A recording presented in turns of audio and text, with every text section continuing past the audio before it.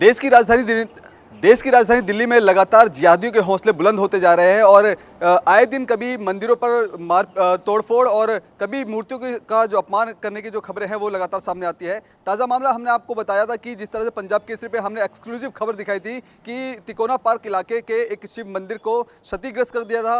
विशेष समुदाय के लोगों द्वारा इस मूर्ति को खंडित कर दिया गया था और इसको लेकर के इलाके में कहीं ना कहीं रोष का माहौल है, हिंदू संगठनों में कहीं ना कहीं रोष का माहौल है और कहीं ना कहीं इस तरह से देखा जा रहा है क्योंकि ये जो इलाका है जो तिकोना पार्क का, यहाँ पे एक मुस्लिम बहुल एरिया है जो लगातार मंदिर को टारगेट कर रहे हैं। इसी मुद्दे पर हमारे साथ तमाम बातचीत करने के लिए मौजूद है हिंदू संगठन के, उनसे हम जानने की कोशिश करेंगे कि लगातार इस तरह की जो घटनाएं सामने आती हैं तो किस तरह का जो आहत है हिंदू समाज को पहुंचती है।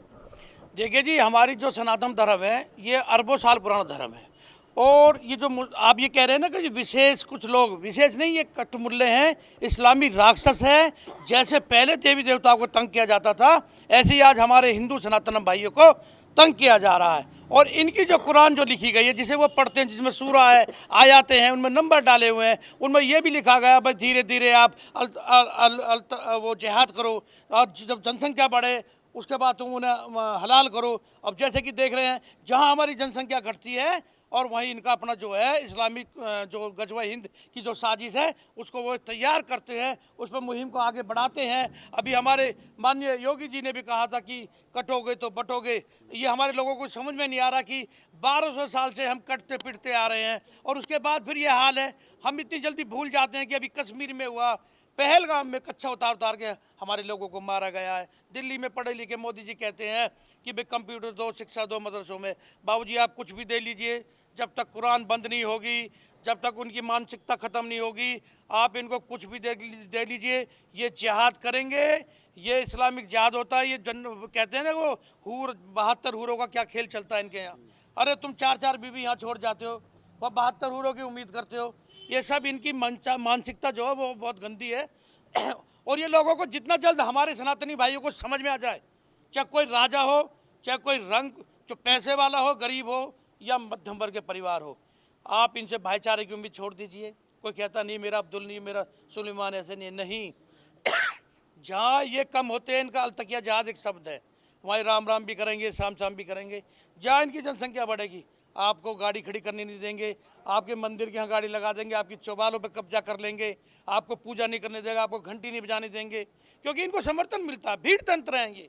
लेकिन जो मूर्ति के साथ जो अभद्रता की गई है, मूर्ति को खंडित किया गया है, उसको किस तरह देखते हैं इस घटना को? देखिए बिल्कुल बहुत ही अपमानित और हमारे हिंदू धर्म के लिए तो एक शर्म की बात है। अभी सावन का महीना आएगा, हमारे युवा भग के जाएंगे, कावड़ लाएंगे, भोले शिव शंकर के हर हर महादेव के नारे लगाएंगे। अरे महादेव की मूर्ति, हमारा शिव लिंग खंडित कर दिया और आज हम में बिल्कुल भी प्रतिकार ना हम में उग्रता आई है, ना हम उसके ये करते कि भाई इसका बदला ले या उनको जवाब दिया जाए। कहाँ है ऐसे भोले वाले? अगर हमें कावड़ ला के सिर्फ एक जल चढ़ाना है तो मैं तो समझता नहीं कि बगैर ऐसे धर्म बचेगा या हमारे मंदिर सेफ रहेंगे। हमें उग्र होना होगा, प्रतिकार करना होगा।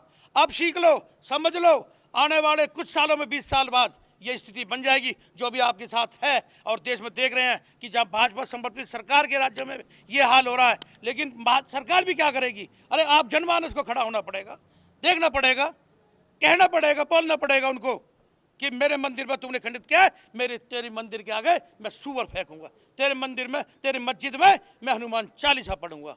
ये कहना पड़ेगा, खड़ा होना पड़ेगा।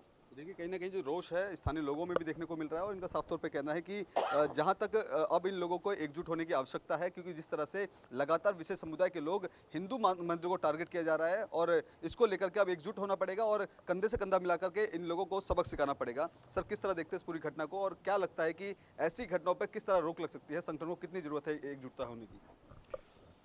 मैं ये खड्डा कॉलोनी, तिकोना पार्क, पहाड़ी के ऊपर जो मंदिर था, इन मुसलमानों ने जो तोड़ा गया और पंडित जी को वहाँ बहुत बुरी तरीके से हाथ पैर तोड़े गए, इसका मैं जो है खंडित करता हूँ।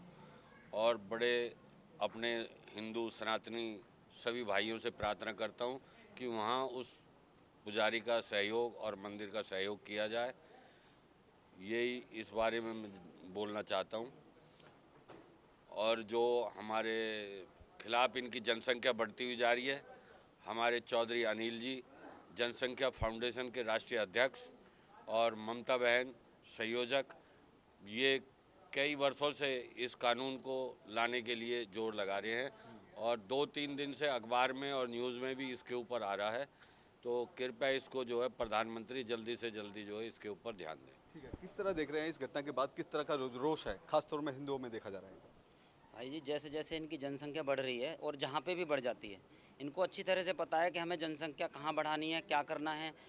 वैसे वैसे ये हमारे हिंदू धर्म पे खतरा पैदा कर देते हैं, चाहे वो मंदिर हो, चाहे हमारी चौपालें हों, चाहे हमारा घर हो, और चाहे हमारे परिवार हो, चाहे हमारी बहन बेटी हो।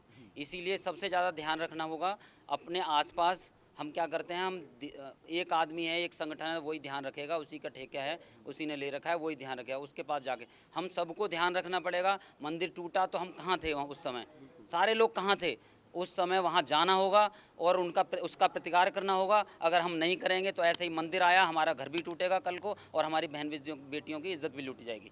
ऐसी मानसिकता रखने वाले लोग जो खासतौर पर मंदिरों को टारगेट करते हैं, मंदिरों की मूर्तियों के साथ अभद्रता करते हैं, अपमान करते हैं, खंडित करते हैं, ऐसे लोगों के लिए क्या कुछ प्रशासन को करना चाहिए ताकि ऐसे लोगों के मन में कहीं ना कहीं खौफ रहे और जो हिंदुओं को जो हिंदू या फिर हिंदू मंदिरों को टारगेट कर रहे हैं वो ना कर पाए? भाई साहब, प्रशासन तो कुछ कर ही नहीं रहा। अगर प्रशासन कुछ करता तो इनकी हिम्मत ही नहीं होती। इनकी हिम्मत दिन पे दिन इसीलिए बढ़ती जा रही है, कोई प्रशासन को उसकी तरफ कोई ध्यान ही नहीं है। उसको ध्यान देना पड़ेगा और हम लोगों को जागरूक होना पड़ेगा, तभी हम इस बढ़ते टूटते मंदिरों को रोक सकते हैं। इस मंदिर को लेकर अगला कदम क्या रहने वाला है संगठन का? अगला कदम ये है कि हम वहाँ जाएंगे, बात करेंगे कैसे क्या टूटा है। हम उस पर कार्रवाई की मांग करते हैं सरकार से, और यहाँ की जो गवर्नमेंट है, यहाँ के जो नेता हैं, उनसे मांग करते हैं कि उनके खिलाफ जल्द से जल्द कार्रवाई की जाए।